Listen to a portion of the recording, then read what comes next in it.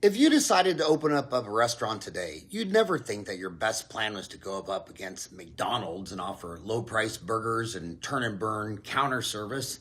McDonald's franchises have the advantage in the volume market because of the bulk discounts and efficiencies negotiated at the corporate level, brand recognition and trust, proven business model, comprehensive training and support, economies of scale, marketing, advertising, legal, HR, finance, operations, R&D, and more. Individual owners who can't harness the same power are destined to lose if they think they can compete against the proven model and win. Dental service organizations are like McDonald's. Let's say an insurance company declares that it's going to pay only $1 for a particular dental procedure, but the cost to the dentist, which used to eat up 80% of the reimbursement, is now 120%. The DSO has an entire legal corporate accounting team that assembles the paperwork and negotiates higher fees. The little guy isn't doing that. And even if he or she does, they're still likely to not earn the same fees that the DSO will. A dental support organization offers several advantages over a solo mom and pop dental practice due to its scale, resources, and operational efficiencies. Here's a breakdown. Business and administrative support. DSO Advantages handles non-clinical tasks such as billing, insurance claims, HR, payroll, marketing, supply procurement, allowing dentists to focus solely on patient care. Solo practice dentists and their small team must manage all these tasks, which can be time-consuming and distract from clinical work. Economies of scale. DSO Advantage bulk purchasing power reduces costs for supplies, equipment, technology, access to centralized services like legal, IT, marketing, lower operational costs. Solo practice faces higher costs per unit due to smaller purchasing volumes and no centralized support. Marketing and branding. DSO Advantage invests heavily in digital marketing, branding, and patient acquisition strategies that are difficult for solo practices to match. Solo practice relies on local reputation, word-of-mouth referral, and limited marketing budgets.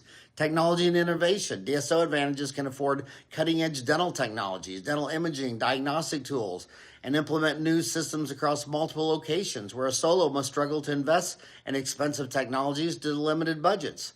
Patient access and convenience. DSOs offer extended hours, weekend appointments, multiple locations. Making dental accessible attracts a wider patient base, including those who prioritize convenience, where a solo is typically limited to standard office hours and a single location.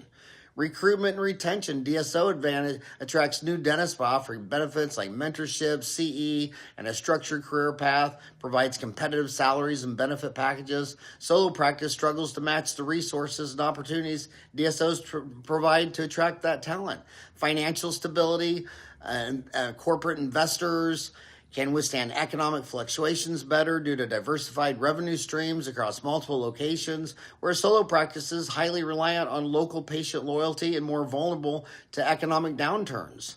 Compliance and risk management. DSOs dedicate teams to ensure compliance with state and federal regulations, reducing risk for dentists, where a solo dentist must wear all these hats, stay up to date on regulatory changes, increasing their administrative burden. Career flexibility for dentists. DSOs offer dentists options to focus on clinical work without the stress of business, provides opportunity to work across multiple locations or in different roles, can go into management. Solo practice requires dentists to be both clinicians and business owners, which can be overwhelming and is not for everyone. Exit and transition opportunities. DSO Advantage make it easier for dentists to sell their practice or transition out of clinical work, as DSOs often acquire private practices and streamline integration. Solo practice dentists may face challenges finding buyers and managing the transition process. The key trade-offs. While DSOs offer significant advantages in terms of resources, scalability, and convenience, solo practices excel in providing personalized patient care with deep community ties. Autonomy for dentists who want to control every aspect of their practice. The choice often depends on a dentist's career goals, business aspirations, and preference for independence versus support. And DSOs are known for quantity, not quality. If I ask you which DSO is the Mayo Clinic of Dentistry, known for the highest quality, which DSO is known as the Cleveland Clinic of Dentistry? Which DSO is the Cedars-Sinai of Dentistry? Who would you name? DSOs have developed big brands, but they haven't been able to build Mayo Clinic, Cleveland Clinic, Cedars-Sinai trust at the individual patient or doctor level. This has been a big change from where group practices first started in healthcare, where initially it was all about quality. The Mayo brothers up in Minnesota realized that families were prepared to sell the family farm if it could keep their 85-year-old grandma alive. Places like the Mayo Clinic, Scripps Health, Cedars-Sinai, and Cleveland Clinic opted to become the Ruth's Chris Steakhouse instead of McDonald's. The best of the best. We didn't get the same start in dental delivery systems, though. Through corporate dentistry is all McDonald's right now. While DSOs run a very high volume operation for a very low margin, and some are highly leveraged, if there's ever a downturn in the magnitude of the last 2008 financial crisis, many of them wouldn't even survive without getting majorly recapitalized. As of November 24th, the Buffett indicator, which compares the total market capitalization of U.S. stocks to the nation's gross domestic product, stands at approximately 205%. I've never seen that in my lifetime. This level suggests that the U.S. stock market is significantly overvalued relative to the economy. Historically, a Buffett indicator value above 156 is considered significantly overvalued.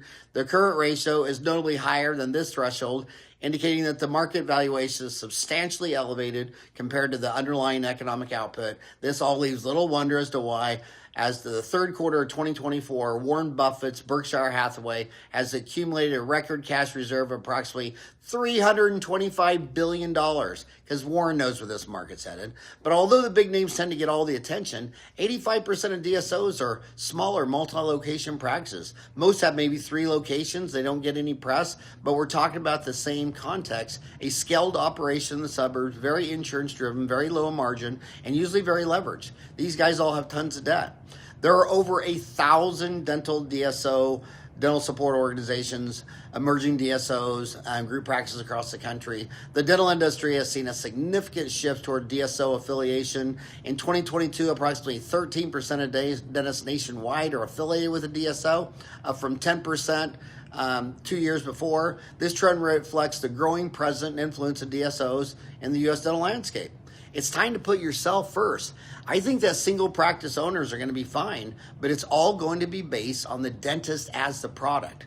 When I had my first child, I placed a full-page ad in the local newspaper that said, Dr. Howard Ferrand would like to introduce our new patient of the month, Eric Wells Ferrand, with a photo of him. I got so many calls and gifts from that ad, and new patients too. It humanized me. It made me more than some dental dude in a white coat. Now I was their neighbor, a parent, and a trusted member of the community. Patients need to be able to trust their dentist, or they'll find a new one. You can be more trustworthy for your patients, but you'll need to slow down and be special. If you can be outgoing with a big personality like Gordon Ramsay in a kitchen, or become the Anthony Bourdain of dentistry, you will be able to convert your high volume, low margin practice into a low volume, high margin one that's not reliant upon in-network reimbursements for revenue, because everyone will want to come in and see you. That's not to say DSOs are going away anytime soon. Markets are always segmented on price, demographics, geography, and that's okay because people are finicky, just like cats.